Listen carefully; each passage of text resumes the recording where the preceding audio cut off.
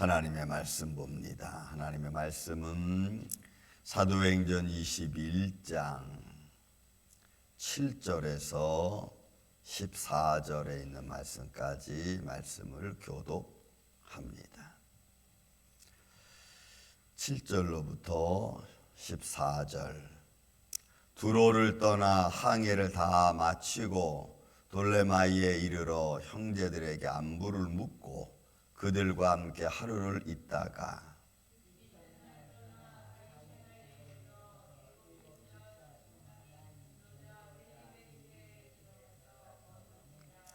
그에게 딸 넷이 있으니 처녀로 예언하는 자라.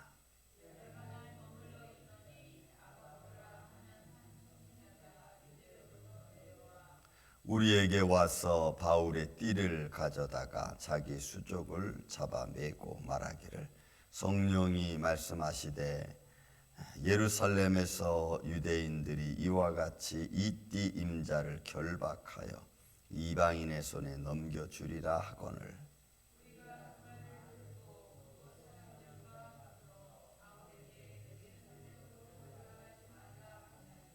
바울이 대답하되 여러분이 어찌하여 울어 내 마음을 상하게 하느냐. 나는 주 예수의 이름을 위하여 결박당할 뿐 아니라 예루살렘에서 죽을 것도 각오하였노라 하니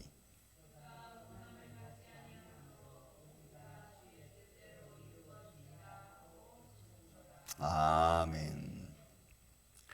바울이 계속해서 예루살렘 길을 향하여 가고 있습니다. 두로를 떠나고 항해를 다 마치고 둘레마이에 이르러 형제들에게 안부를 묻고 그들과 함께 하루를 있다. 여러분에서 안부를 묻고 서로 대화하고 서로 교제를 나눈다고 하는 것은 바로 그들과 만나서 하나님의 말씀을 같이 나누는 것을 말합니다.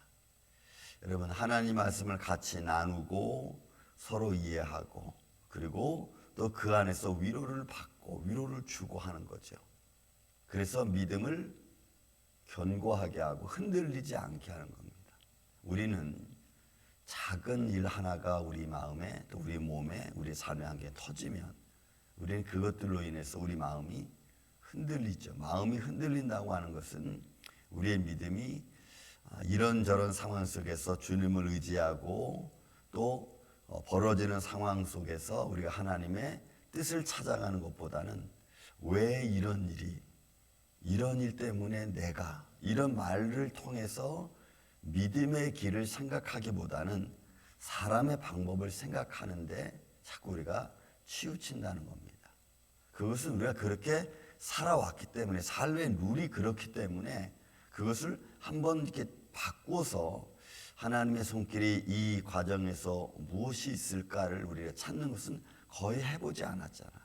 그냥 문제가 생기고 사건이 터지면 그 사건에 매달리고 문제에 막 휘둘리고 이러다 보니까 믿음의 방법을 전혀 생각하지 않았던 우리의 삶이었기 때문에 어떤 상황 속에서 일이 터져서 믿음의 생각을 한다는 것은 그렇게 쉬운 일은 아닙니다.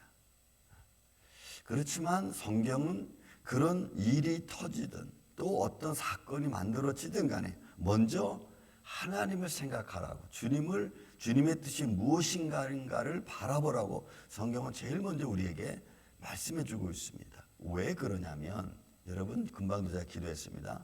하나님은 우리가 알지 못하는 곳에서 우리 눈에 보이지 않는 곳에서 우리를 향하여 수많은 기적을 베푸시는 분이시기 때문에 그러한 것입니다. 그래서 그 하나님을 우리가 의지하는 거죠. 그래서 바울이 이런 어떤 그 여행, 전도 여행을 하면서 만나서 위로하고 때로는 그 연약한 마음을 강건케 하고 때로는 질병 있는 사람들을 때로는 치유해주고 또 성령의 함께 해주시는 은혜로 그들을 위로하고 그러는 거죠. 그래서 떠나서 그들을 위로하고 떠나 가이사라에 이르러 7 지사 중에 한 사람이었던 빌립의 집에 들어가서 딸 넷이 있는데 그들이 처녀로 예언하는 사람. 그리고 그 예언 속에서도 여러분 이 예언이라는 말이 오늘날 우리의 삶 속에는 이제 성령의 감동하심이죠. 성령의 감동하심. 하나님의 감동하심을 우리 마음속에 갖고 그 다음에 이야기를 하는 것, 이런 모습입니다. 여러 날 머물러 있다가 아가보라는 선지자가 유대로부터 내려와서 우리에게 와서 바울의 띠를 가져다가 자기 수족을 메고 말하기를 성령이 말씀하신 대로 예루살렘에서 유대인들이 이같이 이 띠 임자를 결박하여 이방인의 손에 넘겨주리라 하거나, 그대로 다 그냥 이야기하는 거죠. 그러니까 로마인의 손, 이방인의 손이니까 로마인의 손에 넘겨주는 겁니다. 여러분, 그 어느 것도 바울에게서는 쉬운 것이 없습니다. 여러분, 저도 그러니까 바울이 가는 길 속에서 하나님의 성령의 역사가 이루어지고 때로는 고난을 당하고 결박을 당하고, 제가 우리 그때 이제 송 목사님하고 1982년도에 6월달, 7월달에 반월로 갔습니다. 반월로 가서 그 이제 여름, 가을, 겨울, 겨울인데 여름에 그 복음을 전하기 위해서 반월에 가서 천막 50인용 텐트를 만들어 가지고 집회를. 근데 거기는 그 상가, 그 도시 자체가 이제 개발지구이다 보니까 이런 거죠. 다른 외부인이 들어와서 텐트를 못 치게 돼 있는 겁니다. 그래서 우리가 한 3일 정도 텐트를 치다가 못 쳐가지고 머물게 되고, 머물다가 또 어느 그 조그만 그 연립주택에 들어가 또 있다가 결국에는 반월에서 어디로 이사 왔냐면 영등포 신정동이라고 하는 칼산이라는 곳으로. 주소는 정확히 신정동이고, 그리고 그냥 사람들의 이름으로 부르는 동네 이름이 칼산입니다. 칼산 이 이름도 무섭죠. 왜 그러냐면 그 지역이 그 박정희 대통령 시절 때 청계천 난민들이 다 이렇게 흩어졌죠. 저 아산만 쪽으로 터지고, 저 성남시 저 산꼭대기로 터지고, 그다음 영등포 쪽에서는 물레 쪽하고 이쪽 신정동 쪽 흩어진 그런 지역입니다. 제가 이제 대학교 그때 1학년 때인데 1학년하고 83년도 넘어오면서 갑자기 영등포에서 어머님이 저를 태우고, 저기 어느 집사님을 만났는데, 그 집사님이 같이 믿음 생활 하자고 해가지고 어느 창문교회, 그 교회를 이제 가기 위해서 영등포에서 차를 타고 쫙 가는 거예요. 109번 차 버스를 타고 쫙 오목교 다리를 건너면서 쭉 글로 가면은 이런 김포항 쪽으로 가는 거거든요. 근데 갑자기 오목교를 딱 넘어가자마자 좌회전을 탁 틀더라고, 버스가. 그 안양천 있는 곳인데.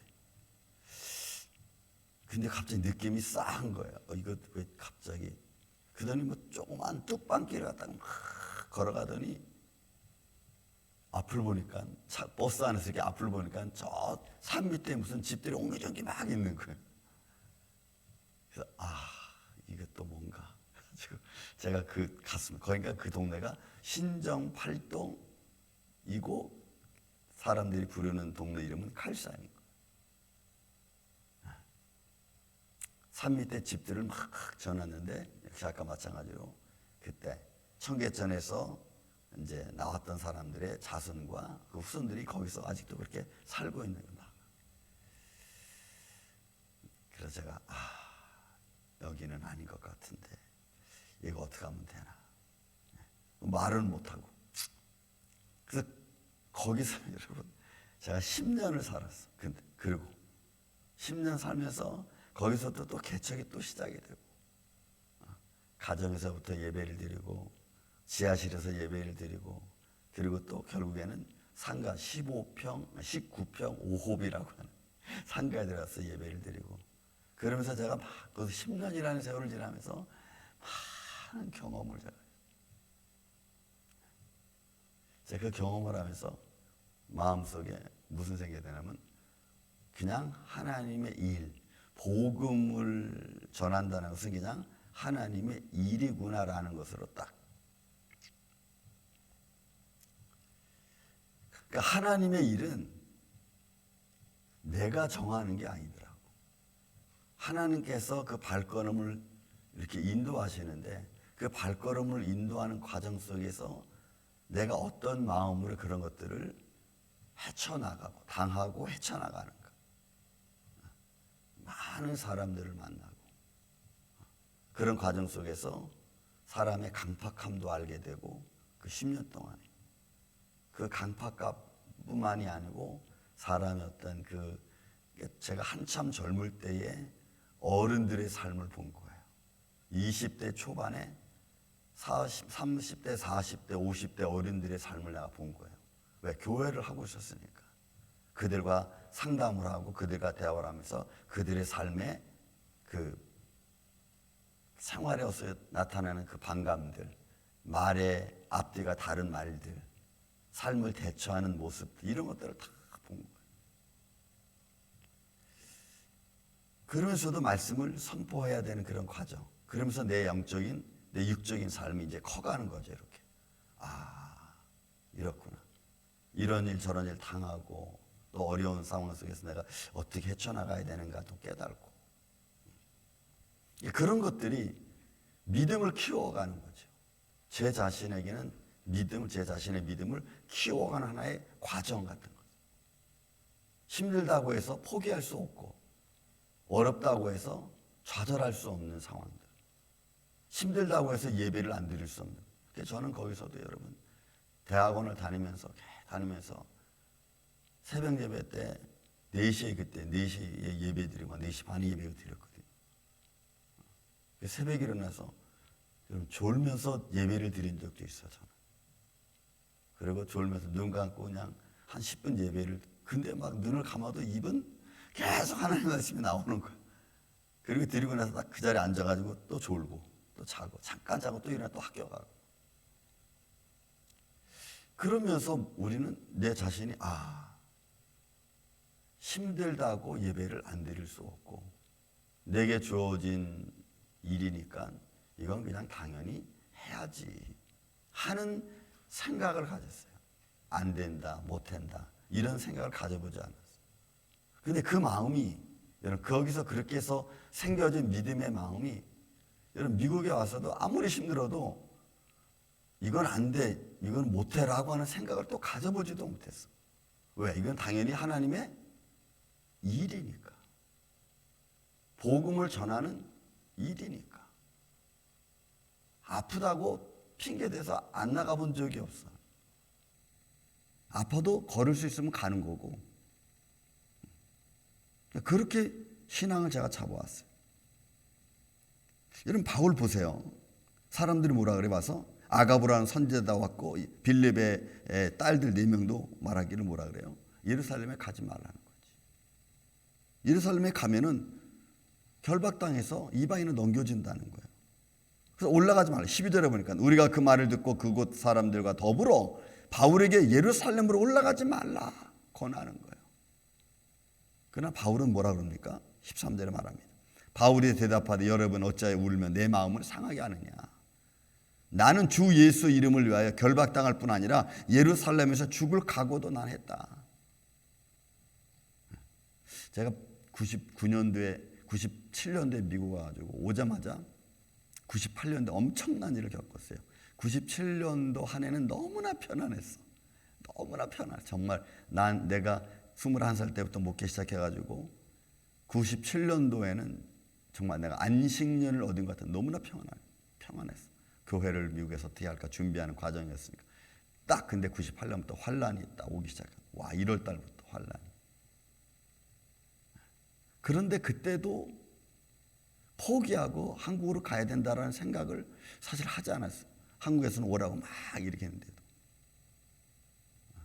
하나님이 보낸다고 생각이 딱 되니까 여러분 그 다음부터는 다른 생각이 안 드는 거예요. 그냥.